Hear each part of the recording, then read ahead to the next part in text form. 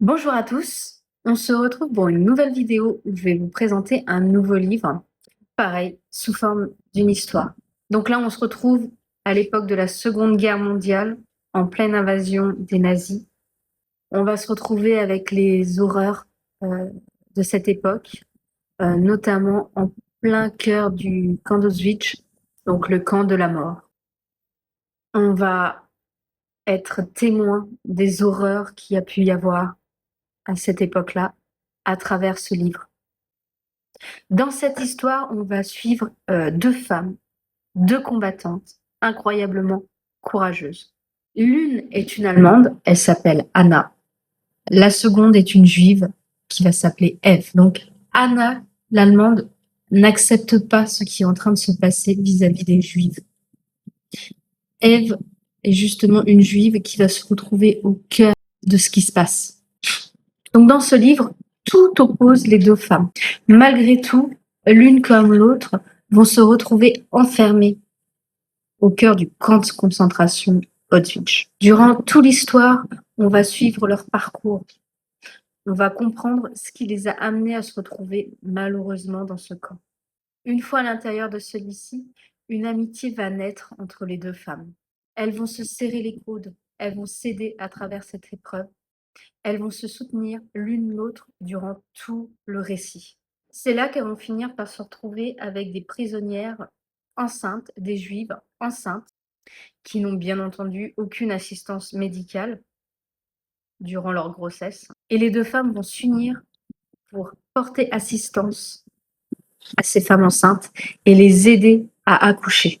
Bien entendu, les nouvelles mères vont pas pouvoir garder leurs enfants. Les enfants vont être enlevés pour aider à la force aérienne des nazis. C'est là qu'une idée va émerger dans l'esprit des deux femmes. Tatouer discrètement le bébé du numéro de détention de la prisonnière. Leur but, leur espoir est qu'une fois libérés, les mères et les enfants puissent se retrouver. Durant tout ce récit, les deux femmes vont être incroyablement touchantes et combatives. Malgré l'adversité, elles ne se laissent pas abattre et elles vont vraiment se soutenir l'une et l'autre. Non seulement elles vont tout mettre en place pour essayer de survivre, mais en plus, elles vont tout faire pour aider leurs codétenus à travers cet enfer. J'ai trouvé à travers cette lecture que c'était des héroïnes inspirantes, dans un contexte où le moindre faux pas peut leur coûter la vie, où chaque jour est un enfer. Elles vous redonnent espoir. Elles vous redonnent espoir et une envie de vivre. Et là, vous allez me demander, mais de quel livre je parle? Vous voulez le savoir? Dans ce cas-là, abonnez-vous à la chaîne. Le livre dont je vous parle n'est rien d'autre que La sage-femme d'Auschwitz d'Anna Stuart. Je vous mettrai le résumé en description, ainsi qu'un lien si vous souhaitez le retrouver. Ce livre est basé sur des faits réels, notamment en ce qui concerne le tatouage des bébés. Les deux femmes, quant à elles, par contre, c'est de la fiction.